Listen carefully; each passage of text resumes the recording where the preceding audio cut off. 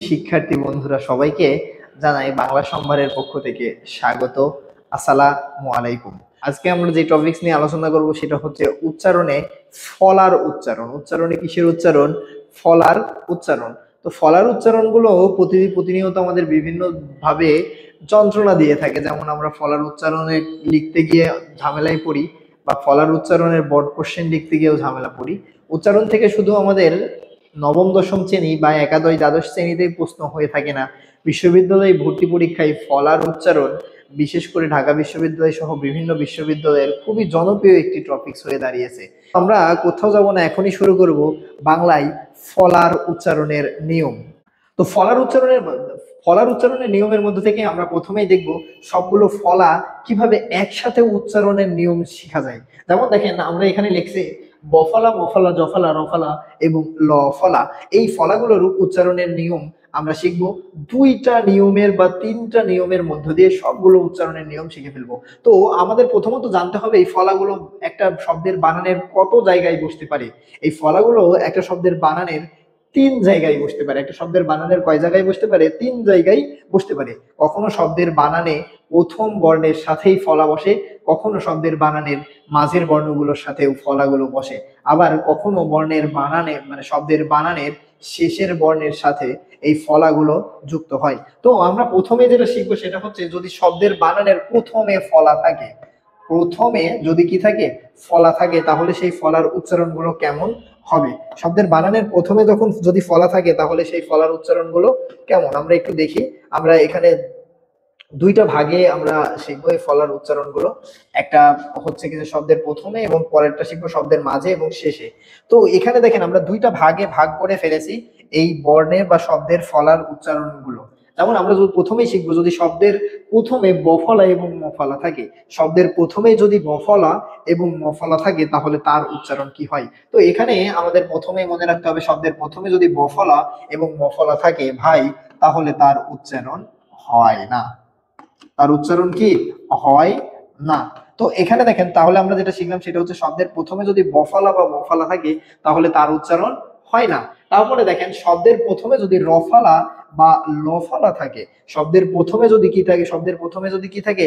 রফলা বা লফলা যুক্ত থাকে, তাহলে সেই রফলা বা লফলার উচ্চারণ হয়। উচ্চারণ কি হয়? তো এখানে আমরা যেটা শিখলাম যে শব্দের প্রথমে বফলা এবং মফলা থাকলে তার উচ্চারণ হয় না, আর শব্দের প্রথমে যদি রফলা বা লফলা থাকে তাহলে তার উচ্চারণ হয়। এখন আমাদের এখানে একটা ফলা বাকি রয়েছে, সেটা কোন ফলা বাকি রয়েছে?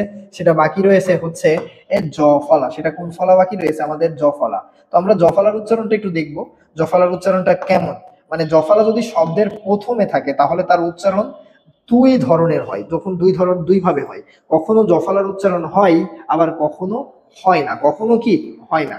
যেমন দেখেন, শব্দের প্রথমে যদি জফলা হয় এবং এই জফলার পরে যদি অ বা আ থাকে, অ বা আ থাকে, আমরা আলাদা স্লাইডে এই ফলার উচ্চারণটা শিখতে পারি। যে শব্দের প্রথমে আমরা কি শিখতেছি? আমরা জ ফলার উচ্চারণ শিখতেছি। এই জ ফলা, শব্দের প্রথমে আমাদের জ ফলা, এই জ ফলা যদি থাকে তাহলে সেই জ ফলার পরে যদি অ বা আ থাকে, জ ফলার পরে যদি কি থাকে? অ বা আ থাকে, তাহলে সেই জ ফলার উচ্চারণটা কিসের মতো হয়? জ ফলার উচ্চারণটা এ এর মতো হয়। জ ফলার উচ্চারণ কিসের মতো হয়? এ এর মতো হয়। আর এই জ ফলার পরে যদি কি বলছি? জ ফলার পরে, জ ফলা আর পরে যদি কি থাকে? রস্বই বা দীর্ঘই থাকে, রস্বই বা দীর্ঘই যদি থাকে, তাহলে সেই জফলার উচ্চারণটা কেমন হবে? রস্বই বা যদি দীর্ঘই থাকে তাহলে এই জফলার উচ্চারণটা কিসের মতো হয়? এ এর মতো হয়। জফলার উচ্চারণটা কিসের মতো হয়? এ এর মতো হয়।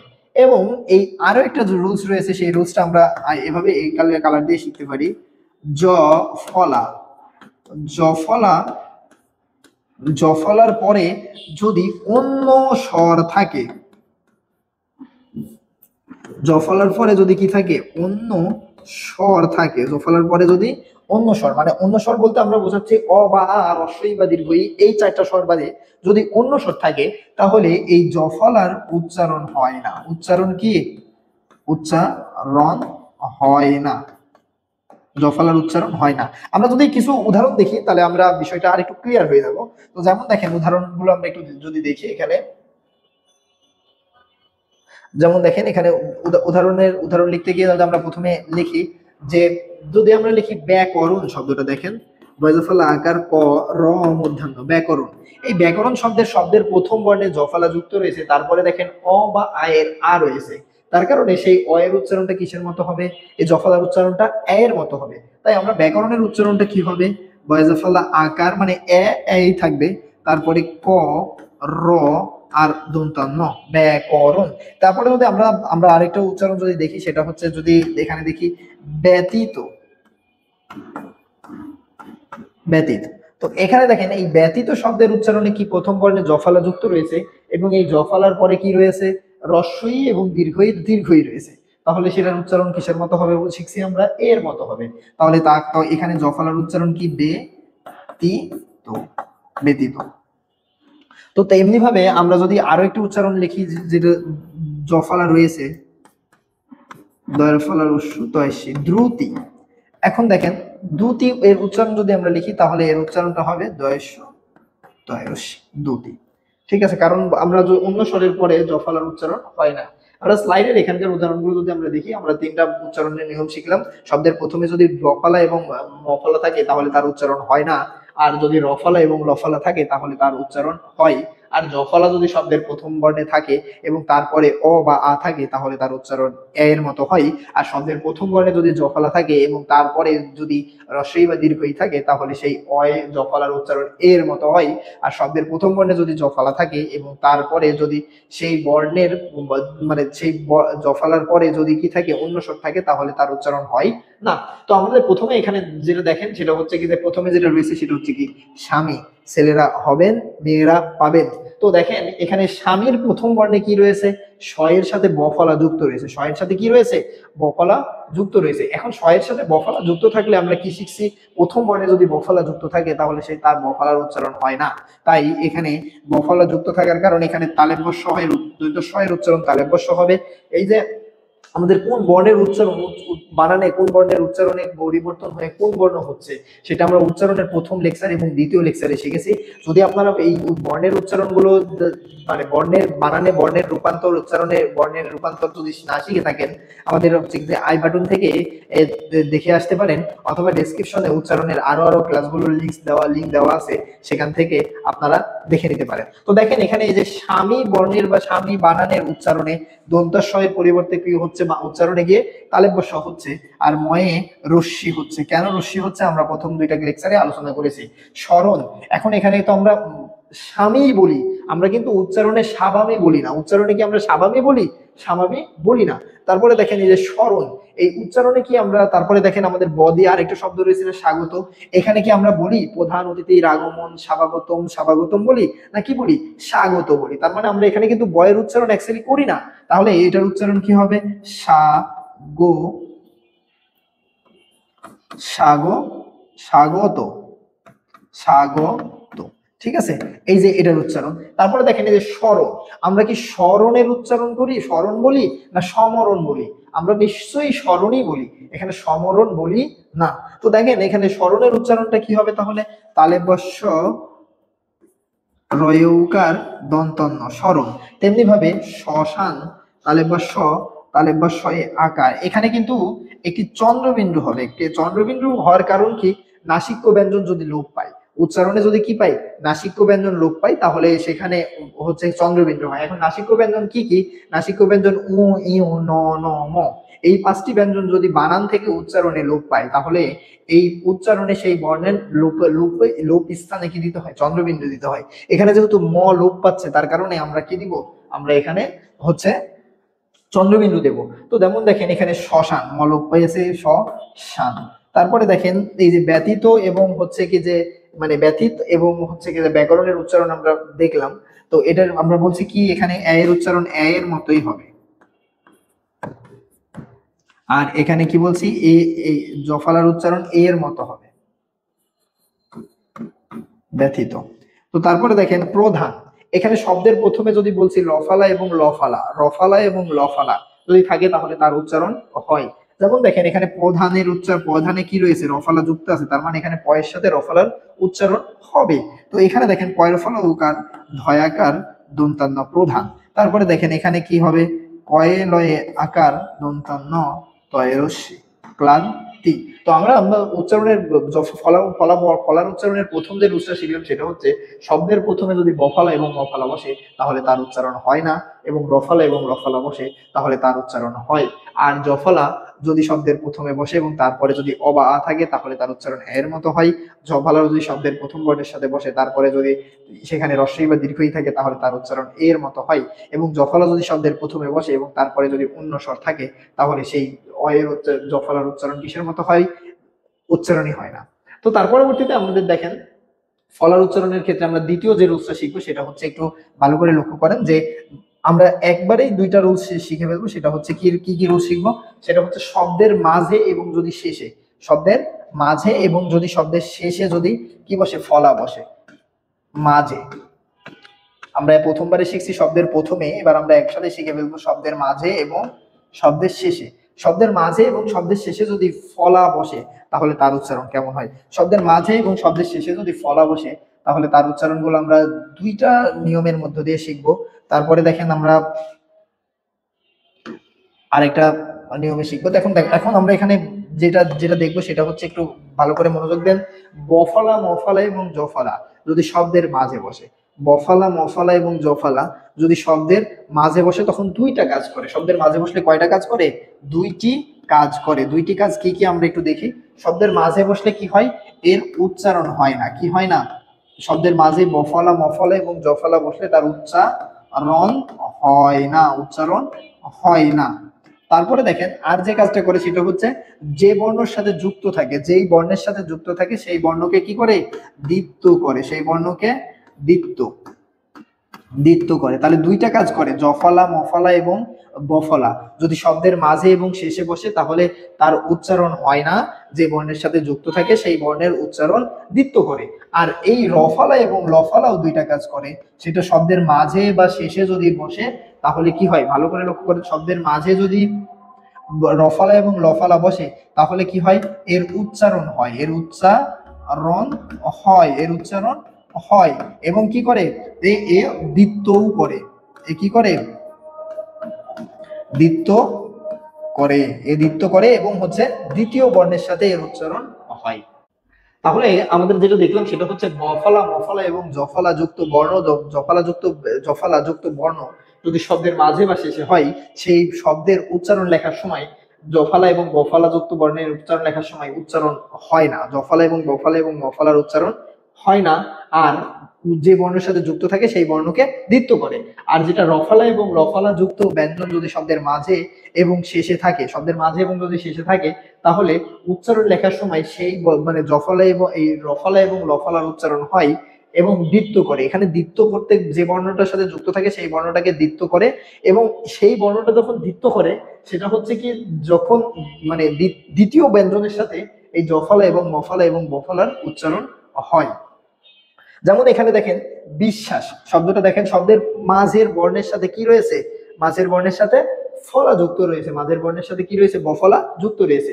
এখন মাঝের বর্ণের সাথে বফলা যুক্ত থাকলে কি বলছি, উচ্চারণ হয় না, এবং যে বর্ণের সাথে যুক্ত থাকে সেই বর্ণ কি করে, দ্বিত্ব করে। যেমন দেখেন এখানে আমরা অন্য কালার দিয়ে লিখলে হয়তো একটু ভালো হবে। তো এখানে দেখেন বিশ্বাসটা দেখেন, বয়ের রশ্মি তালেব বর্ষের সাথে যুক্ত রয়েছে, যেহেতু তার কারণে তালেব বর্ষ দুইবার বসবে, তার কারণে দ্বিত্ব হবে। তাহলে তার বিশ্বাস আবার পরেরটাও তালেব বর্ষ হবে, কারণ দন্তাস্ব থাকলে সেটা তালেব বর্ষ হয়। তারপরে দেখেন অশ্ব, এখানে দেখেন অ তালেব বর্ষ, তালেব বর্ষয়ে ঔকার অশ্ব। তো এখানে দেখেন সদ্য, স দ হস দয়ে উকার সদ্য, কারণ মফলা যুক্ত থাকলেও কি হয় না, উচ্চারণ হয় না, দ্বিত্ব করে। তারপরে দেখেন রস, র তালেব বর্ষ, র তালেব বর্ষয়ে হস তালেব বর্ষয়ে রশ্মি, এখানে একটা চন্দ্রবিন্দু হবে, এগুলোতে কি হবে, একটা চন্দ্রবিন্দু হবে, চন্দ্রবিন্দু হবে। তারপরে দেখেন আদ্য, এখানে আদ্যতে কি রয়েছে, শব্দের প্রথম বর্ণের প্রথমে মাঝে এবং শেষে জফলা রয়েছে। এখন শব্দের মাঝে এবং শেষে জফলা থাকলে তার উচ্চারণ হয় না, যে বর্ণের সাথে যুক্ত থাকে সেই বর্ণ কি করে, দ্বিত্ব করে। সেই বর্ণ কি করে, দ্বিত্ব করে। যেমন দেখেন এখানে আদ্য এবং আমরা আদ্য অয়ের উচ্চারণের নিয়মে যে রুলসটা শিখছিলাম সেটা আমাদের উচ্চারণের 3 নম্বর ক্লাসে আপনারা দেখতে পাবেন, যে আমাদের হচ্ছে কি 3 নম্বর ক্লাসে। এবং আদ্য অয়ের উচ্চারণে বলছিলাম আদ্য অয়ের পরে যদি জফলা রফলা বফলা মানে জফলা থাকে তাহলে সেই অয়ের উচ্চারণ কি হয়, ও এর মতো হয়। তাহলে এখানে আদ্য এর কি হবে, অদ্য উচ্চারণ, আয়ের উচ্চারণ ও এর মতো হবে, দয়ে দয়ে হস, তারপরে দয়ে ঔকার আদ্য। তেমনি ভাবে তথ্য, ত থ, থয়ে উকার তথ্য। তো এখানে দেখেন পরবর্তীতে যেটা রয়েছে সেটা হচ্ছে কি বিপ্লব, যেটা রয়েছে সেটা কি বিপ্লব। এখানে কি রয়েছে, মাঝে লফলা যুক্ত রয়েছে, শব্দের মাঝে লফলা যুক্ত রয়েছে। এখন লফলা যুক্ত থাকলে কি বলছি, তার উচ্চারণ হয় এবং দ্বিত্ব করে এবং দ্বিতীয় বর্ণের সাথে তার উচ্চারণটা হয়। যেমন দেখেন এই যে এখানে আমাদের যে বিপ্লবটা রয়েছে, এই বিপ্লবের কি হবে, বয়ে রস্যি পয়ের সাথে যুক্ত রয়েছে, তাই প কি দ্বিত্ব হবে, প পয়লয়ে আর বিপ্লব, বিপ্লব। অক্লান্ত শব্দটা দেখেন, অক্লান্ত শব্দের হচ্ছে কি রয়েছে এখানে, অ, তারপরে কয়, কয়ে হস, কয়ে লয়ে আকার, দন্তান ন, তয়ে ঔকার তো, অক্লান্ত এর উচ্চারণটা অক্লান্ত। তো এখানে আমরা যে বিষয়টা লক্ষ্য দেখলাম যেটা হচ্ছে লফালা যদি শব্দের শেষে যুক্ত থাকে তাহলে সেই লফালার উচ্চারণ হয়, এবং যেই বর্ণের সাথে যুক্ত থাকে সেই বর্ণকে কি করে, দ্বিত্ব করে। আমাদের একটা উদাহরণ এখন আমরা দেখতে পাই না, দেখি নাই, সেই উদাহরণটা কি একটু লক্ষ্য করেন। সেই উদাহরণটা হচ্ছে শব্দের শেষে যদি কি থাকে, রফলা যুক্ত থাকে। যেমন আমরা লিখতে পারি ছাত্র, আমরা লিখতে পারি কি ছাত্র, আমরা লিখতে পারি ছাত্রী, আমরা লিখতে পারি। তো এখানে শব্দের শেষে বা মাঝে যদি রফলা যুক্ত থাকে তাহলে সেই রফলার উচ্চারণটা কেমন হয় বলছিলাম, রফলার উচ্চারণটা মানে যে বর্ণের সাথে যুক্ত থাকে সেই বর্ণ দ্বিত্ব হয় এবং তার উচ্চারণও হয়। তাহলে এখানে তার উচ্চারণটা কি হবে দেখেন, ছায়াকার ত, তয় রফালা ঔকার, মানে দ্বিতীয় বর্ণের সাথে দ্বিত্ব করবে যখন এই দ্বিতীয় বর্ণের সাথে উচ্চারণ হবে। তারপরে এখানে দেখেন ছাত্রী, ঠিক আছে, দুঃখিত দীর্ঘইকার রস্বীকার হয়ে যাবে, ছাত্রী। তো আমরা যে বিষয়টা দেখলাম সেটা হচ্ছে শব্দের মাঝে যদি কি থাকে, বফালা লফালা এবং মফালা থাকে তাহলে সেই মফালা বফালা মফালা এবং জফলার উচ্চারণ হয় না, এবং হচ্ছে কি যে দ্বিত্ব করে, যে বর্ণের সাথে যুক্ত থাকে সেই বর্ণ দ্বিত্ব করে।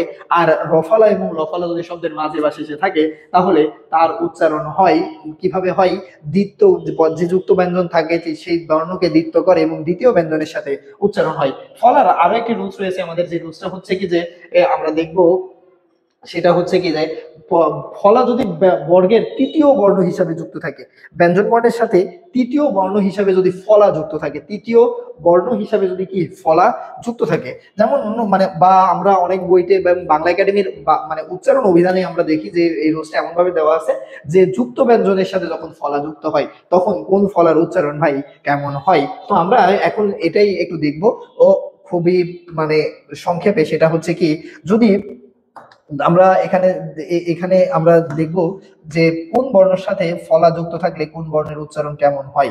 তো এখানে একটু লক্ষ্য করেন, যদি তৃতীয় বর্ণ হিসাবে বফলা মফলা এবং জফলা যুক্ত হয়, তৃতীয় বর্ণ হিসাবে যদি বফলা মফলা এবং জফলা যুক্ত হয়, ভাই ছাগলের 3 নম্বর বাচ্চার যেমন দাম নাই, তখন তার মতো করেই এই 3 নম্বর বর্ণ হিসাবে যুক্ত থাকলে এই ফলাগুলোর উচ্চারণ হয় না, উচ্চারণ হয় না। তার মানে এই ছাগলের 3 নম্বর বাচ্চার কি দাম আছে, দাম নাই। তো তেমনি ভাবে ছাগলের 3 নম্বর বাচ্চা সবসময় কি থাকে, একটু কমজোরি বা মানে বেশি বলিষ্ঠ হইতে পারে না সে, তার কারণে এই এরাও কি এই বফলা মফলা এবং জফলা যদি তৃতীয় বর্ণ হিসাবে যুক্ত হয় বা যুক্ত ব্যঞ্জনের সাথে যদি যুক্ত হয় তাহলে তাদের উচ্চারণ হয় না। কিন্তু রফালার ক্ষেত্রে ভাই নিয়মটা ভিন্ন, এ যদি তৃতীয় বর্ণ হিসাবে যুক্ত হয় তাহলেও তার উচ্চারণ কি করে, উচ্চারণ হয়, উচ্চারণ হয়। তো আমরা কিছু উদাহরণগুলো দেখি। যেমন দেখেন উচ্ছ্বাস শব্দের চয়ে ছ এবং তৃতীয় বর্ণ হিসেবে বফলা যুক্ত আছে, তার কারণে এই বফলার উচ্চারণ হবে না, বফলার উচ্চারণ কি হবে না।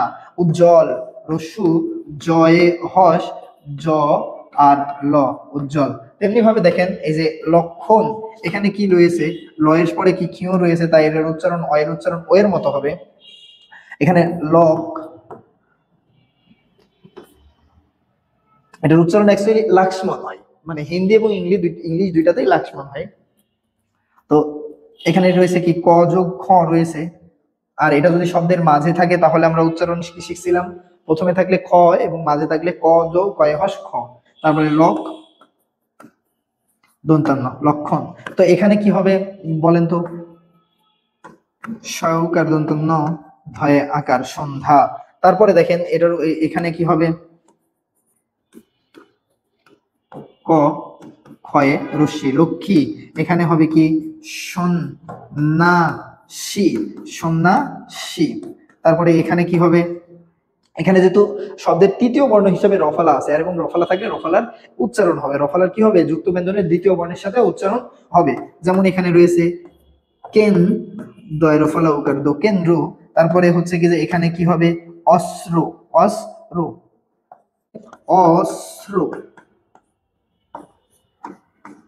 অস্ত্র। তো তেমনি ভাবে আমরা শিখলাম যে এটা যদি, এটা কি বলছিলাম, তৃতীয় বর্ণ, তৃতীয় বর্ণ হিসাবে বা যুক্ত ব্যঞ্জন, যুক্ত ব্যঞ্জনের সাথে, যুক্ত ব্যঞ্জনের সাথে যদি এই ফলাগুলো থাকে তাহলে এই ফলাগুলোর উচ্চারণ হয় না, আর রফালা যদি থাকে তাহলে শুধু রফালার উচ্চারণ হয়। এছাড়াও আমাদের হচ্ছে কি যে ফলা নিয়ে আরো কিছু ব্যতিক্রম রুলস রয়েছে যেটা আমরা এতক্ষণ ধরে শিখলাম, যার মধ্যে এই উদ, উদ শব্দটি বা হচ্ছে কি যে উদ, এই এই শব্দের সাথে যদি কি থাকে, কখনো যদি গ ব ম যুক্ত থাকে তাহলে সেই বফলাগুলোর উচ্চারণ অবিকৃত থাকে, বফলাগুলোর উচ্চারণ অবিকৃত থাকে। আমরা যেটা শিখছি সেটা হচ্ছে শব্দের মাঝে যদি বফলা যুক্ত থাকে তাহলে সেই বফলার উচ্চারণ হয় না, এবং যে বর্ণের সাথে যুক্ত থাকে সেই বর্ণকে দীপ্ত রাখে। কিন্তু মনে রাখবেন উদ উপসর্গ, উপসর্গের পরে যদি গ ব ম, উত উপসর্গটি পরে যদি গ ব ম এর সাথে বফলা যুক্ত থাকে তাহলে সেই বফলার উচ্চারণ হয়। যেমন দেখেন এখানে আমরা দেখতে পারি উচ্চারণ হলো, যেমন উদ্বেগের উচ্চারণ হচ্ছে কি যে উদ বেগ, কারণ এখানে বফলার উচ্চারণ হবে, কারণ কি রয়েছে, উত উপসর্গের সাথে, উত উপসর্গের সাথে কি রয়েছে, দয়ের সাথে ব, এই মানে হচ্ছে কি যে ব এর সাথে হচ্ছে কি যে কি রয়েছে, দয়ের সাথে এই উদ উপসর্গের সাথে কি রয়েছে, বফলা যুক্ত আছে। তারপরে দেখেন দিক বিদিক, এখানে গয়ের সাথে বফলা যুক্ত আছে, তার কারণে কি হবে, এখানে বফলার উচ্চারণ হবে দিক বি দিক। ঠিক আছে, তেমনি ভাবে এই যে সাবাস, সাববাস, সাব্বাস। তারপরে নীলম্বর, নীলম্বর কাকে বলা হয়, নীলম্বর বলা হয় মহাদেবকে, এটা বহুব্রীহি সমাস, নীলাম ব আর র, বর, নীলাম্বর। তারপরে এখানে হচ্ছে কি যে ঋগ্বেদ, ঋগ্বেদ, রি থাকলে রি এর উচ্চারণ র এর রশ্মির মতো হয় বলছিলাম, ঋগ্বেদ, ঋগ্বেদ। এই যে হাম্বা, গরুর ডাককে হাম্বা। তাহলে আমরা দেখলাম যে উদ উপসর্গের সাথে যদি বফলা যুক্ত থাকে তাহলে সেই বফলার উচ্চারণ গুলো হয় গ ব এবং ম বর্ণের সাথে।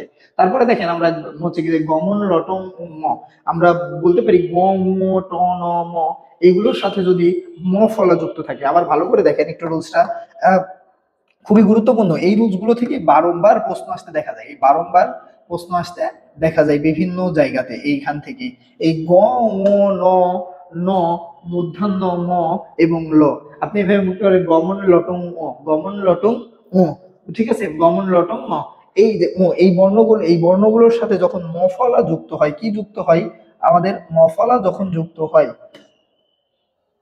আমাদের এই বর্ণগুলোর সাথে যখন মফালা যুক্ত হয় তখন উচ্চারণে সাধারণত অবিকৃত থাকে। আমরা শিখছি কি, মফালা যদি শব্দের মাঝে এবং যদি শব্দের শেষে বসে তাহলে সেই মফালার উচ্চারণ হয় না, এবং কি হয়, যে বর্ণের সাথে যুক্ত থাকে সেই বর্ণ দ্বিত্ব হয়। কিন্তু এখানে বিষয়টা দেখেন, যদি গ ঙ ন ন উ ম এবং লয়ের সাথে যুক্ত থাকে তাহলে সেই ময়ের উচ্চারণ হয়। যেমন দেখেন এখানে গফলার সাথে বাগ্মি, এর উচ্চারণ হওয়া উচিত ছিল বাগ্গি, বা গি উচ্চারণ হওয়া ছিল না, কিন্তু এখানে উচ্চারণ বাগ্মি, ময়ের উচ্চারণ হয় যুগ্ম, এখানে যোগ্য উচ্চারণ হওয়া উচিত ছিল, কিন্তু এখানে কি হয়ে গেছে, যুগ্ম, ময়ের উচ্চারণ সাবা আজ মানে প্রকৃত আছে উমর সাথে বঙ্গময়, বঙ্গময় বলতে এখানে ময়ে ময়ে উমর উচ্চারণ, উমর সাথে ময়ের উচ্চারণ হওয়ার কথা ছিল না, কিন্তু উমর সাথে হওয়ার কারণে ব্যতিক্রম কারণে বঙ্গময়ী, বাঙ্গুমিতে। তারপরে দেখেন এই যে ট ফলার সাথে যুক্ত হলে, ট এর সাথে মফলা যুক্ত হলে কৌটুল, তারপরে হচ্ছে কৌটুল্লিত, তারপরে দেখেন নয়ের সাথে, মূর্ধন্যয়ের সাথে হিরণ্ময়, তারপরে হচ্ছে সানুনাসিক, এগুলোর সাথে কি হয়, মফলার উচ্চারণ হয়। এছাড়াও দেখেন ময়ের সাথে যদি মফলা যুক্ত হয় সম্মান, তারপরে সম্মানিত, তারপরে দেখেন নয়ের সাথে যদি মফলা যুক্ত হয় উন্মাদ, উন্মাদ এর উচ্চারণ, তারপরে চিন্ময় এর উচ্চারণ। লয়ের সাথে যদি মফলা যুক্ত হয় গুল্ম হওয়ার কথা ছিল কিন্তু হয়ে গেছে কি গুল্ম। বাল্মীকি বারংবার আসছে এই প্রশ্নটা, অনেকবার আসছে উচ্চারণে, বাল্মীকি এর উচ্চারণ। এবং বানানেও এই প্রশ্নটা অনেকবার আসতে দেখা গেছে। তো বাল্মীকির উচ্চারণটা দেখেন ময়ের সাথে বাল্মীকি, বাল্মীকি হওয়ার কথা ছিল কিন্তু কি হয়ে গেছে, বাল্মীকি হয়ে গেছে। তো আমাদের হচ্ছে কি যে তারপরে দেখেন উচ্চারণের ক্ষেত্রে কিছু শব্দের উচ্চারণ অবিকৃত থাকে, মানে এগুলো উচ্চারণের নিয়ম দ্বারা উচ্চারিত হয় না। যেমন কুষ্মাণ্ড হওয়ার কথা ছিল, এটা হয়ে গেছে কি কুষ্মাণ্ড। বাংলা রীতিতে উচ্চারণ হওয়ার কথা ছিল কি কুষ্মাণ্ড। তেমনি ভাবে সুস্মিতা এর উচ্চারণ হওয়া ছিল সুস্মিতা হওয়ার কথা ছিল। কাশ্মীর এর উচ্চারণ হওয়া ছিল কাশ্মীর, কিন্তু এগুলো কি রয়েছে, এগুলো ব্যতিক্রম, অপরিবর্তিত। স্মিত এর উচ্চারণ হওয়ার কথা ছিল বাংলা রীতিতে শীত হওয়ার কথা ছিল। তারপরে যে সুস্মিতা, তারপরে সুস্মিত ওর উচ্চারণ হওয়ার কথা ছিল যে সুশ্রিতা, যে উচ্চারণ কথা ছিল কি হওয়ার কথা ছিল সুশীতা, কিন্তু হয় নাই। তারপরে দেখেন আয়ুষ্মতি এর উচ্চারণটাও অপরিবর্তিত। এবং বারংবার, বিশ্বাস করেন এখান থেকে বারংবার উচ্চারণে প্রশ্ন হয়েছে। এই উচ্চারণের এই রীতিগুলো এবং এই উচ্চারণের বিষয়গুলো সবসময় অপরিবর্তিত থেকেছে। এর মধ্য দিয়ে আমরা বাংলা উচ্চারণের যতগুলো ক্লাস ছিল, আমরা ধারাবাহিকভাবে উচ্চারণের সমগ্র ক্লাসগুলো আপনাদের সামনে উপস্থাপন করার চেষ্টা করেছি। আমাদের পূর্বের ক্লাসগুলো ডিসক্রিপশন লিংক থেকে আপনারা পেতে পারেন, এবং আমাদের ইউটিউব চ্যানেলের প্লেলিস্টে গিয়ে উচ্চারণের বাকি ক্লাসগুলো আপনারা করতে পারেন। তাই আমাদের ক্লাসগুলো যদি আপনাদের কোনো বিন্দু পরিমাণ যদি উপকৃত হন বা ভালো লেগে থাকে, তাহলে আমাদের YouTube channel, Facebook page like দিয়ে আমাদের পাশে থাকবেন এবং বন্ধুদের মাঝে আমাদের ক্লাসগুলো শেয়ার করবেন। ধন্যবাদ। দেখা হবে যদি থাকি একই সাথে একই পথে। আল্লাহ হাফেজ।